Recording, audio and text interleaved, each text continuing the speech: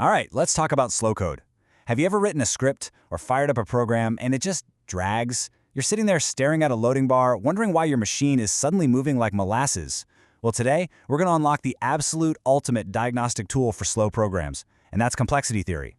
So let's dive right into this digital whiteboard explainer to uncover the fundamentals of algorithm analysis. We're going to learn exactly how computer scientists predict, measure, and optimize the speed of software way before it ever actually runs. Here's our roadmap for the explainer today. 1. Decoding the algorithm. 2. Measuring running time. 3. Complexity and growth rates. 4. Asymptotic notations explained. And finally 5. The standard complexity classes. Let's get right to it. Section 1. Decoding the algorithm. So what exactly makes an algorithm an algorithm? Before we can measure the speed of anything, we really have to answer this fundamental question. Let's ground ourselves with the formal definition first. An algorithm is a finite step-by-step sequence of well-defined instructions that takes an input, processes it, and produces an output to solve a specific problem. Now that sounds a lot like a basic recipe, right? But in computer science, before we can even start talking about scaling and speed, we have to know exactly what it is we're measuring. We aren't just looking at random blocks of code, it has to be a very specific, rigorous set of steps. To actually separate true algorithms from just any old script you throw together, they absolutely must possess 5 key characteristics. First up is finiteness. It has to finish eventually, so no infinite loops allowed. Then there's definiteness. Every single step has to be totally unambiguous. It takes 0 or more inputs, it yields at least 1 output, and it has effectiveness. That last one basically means each step must be simple enough that it can be executed within a finite time using basic operations. These 5 traits, completely non-negotiable.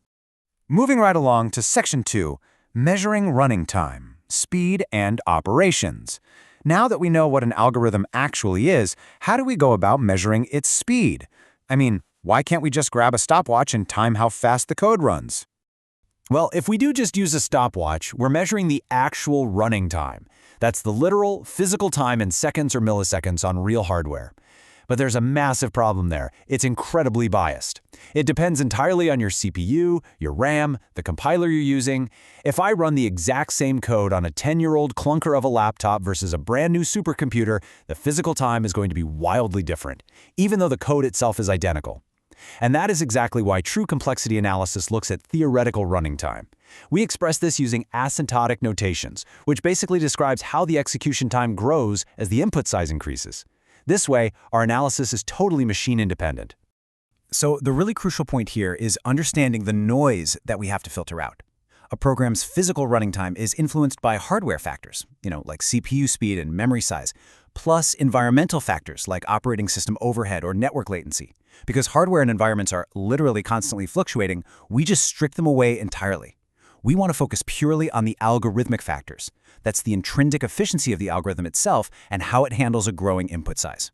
And that brings us perfectly to Section 3, complexity and growth rates, scaling up. Let's see what happens when we strip away all that hardware noise and look purely at how algorithms scale. Now, if we aren't using a clock, what exactly are we using? Simple. We count basic operations. For example, if our problem is searching for a specific key in a list, our input size, which we call n, is just the number of items in that list, and our basic operation is the key comparison. We're counting how many times we actually check if an item matches our target. Or if we're multiplying matrices, n is the matrix dimensions, and we count the floating point multiplications. We isolate the single most fundamental repeating step of the entire algorithm, and we count it.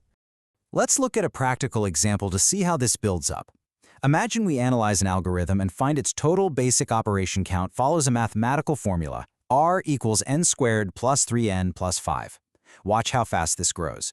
In step 1, if our input size n is just 10 items, r comes out to 135 operations. Pretty quick, right? But in step 2, we bump n up to 1,000. Suddenly, r jumps to over 1 million, 1,003,005 to be exact. But brace yourself. What happens in step 3 when n becomes 100,000? You get this absolutely massive number, 10,300,005. Now, I really want you to look closely at that number. 10 billion of those operations came purely from the n squared part of our formula. At n equals 100,000, that n squared term accounts for 99.997% of the total computation time. The 3n and the 5, They practically don't matter anymore. They are completely and utterly swallowed up by the n-squared term. And guys, this right here is the golden rule of scaling. Asymptotic analysis focuses entirely on large problem sizes where the highest order term eventually dominates and just swamps all the lower order terms. When you're dealing with a massive dataset, you literally don't care about the minor constants or the smaller variables. You only care about the biggest beast in the equation. That is exactly why we can safely simplify our previous massive equation down to just big O of n squared. Let's dive right into Section 4, Asymptotic Notations Explained. Upper, lower, and tight bounds. We've talked about dropping the lower terms, so now let's define the actual mathematical tools we use to categorize these growth rates. First up is definitely the most famous one of the bunch, Big O notation. Big O represents the upper bound, or the worst-case scenario. It describes the absolute maximum rate of growth for an algorithm. The math basically says our function f of n will be less than or equal to a constant c multiplied by a simpler function g of n after a certain threshold. But what does that mean in plain English? Big O tells you that no matter how bad things get, your code will never ever run slower than this specific curve. It is your worst-case scalability guarantee. Let's unroll a mathematical proof step by step, just like we're working this out live on a whiteboard together. Say our exact operation count is f of n equals 3n squared plus 5n plus 20. We want to find its big O. Step 2, we suspect that the highest order term, which is n squared, is the key here, so we choose g of n equals n squared. Step 3, we establish that for any n greater than or equal to 1, 5n is always going to be less than or equal to 5n squared, and 20 is less than or equal to 20n squared. In step 4, we combine all of that. 3n squared plus 5n squared plus 20n squared equals 28n squared, so f of n is definitively bounded by a constant times n squared. We simply drop that constant and boom, our complexity is big O of n squared. Now on the flip side of that worst case is big omega notation. This represents the lower bound, or the best case performance. It's the absolute shortest possible time the algorithm needs to complete. Think about doing a linear search through a massive database to find a specific user. What if that user happens to be the very first entry you check? You hit your target on the very first try. That's a best case scenario, giving you a big omega of 1. It's great to know, sure, but we rarely plan our systems around getting that lucky. To finish out the notation trio, we have big theta. This is the tight bound, often used for average case analysis. Big theta effectively sandwiches the running time from both above and below. It's basically saying your algorithm will grow no faster than this, but also no slower than this. It gives us the exact asymptotic growth. If big O is the ceiling and big omega is the floor, big theta means the ceiling and the floor are essentially the exact same shape. Okay, Section 5, the standard complexity classes, best to worst. Let's bring all of this theory together into a final, highly practical cheat sheet that you can actually use. This is your ultimate roadmap for writing efficient code. We've got the standard complexity classes ranked from best to worst.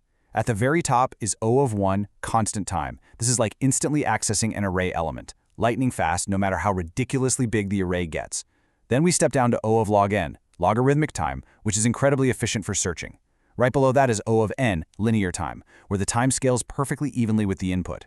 We keep dropping down through linear rhythmic and quadratic, where things like nested loops really start to slow us down.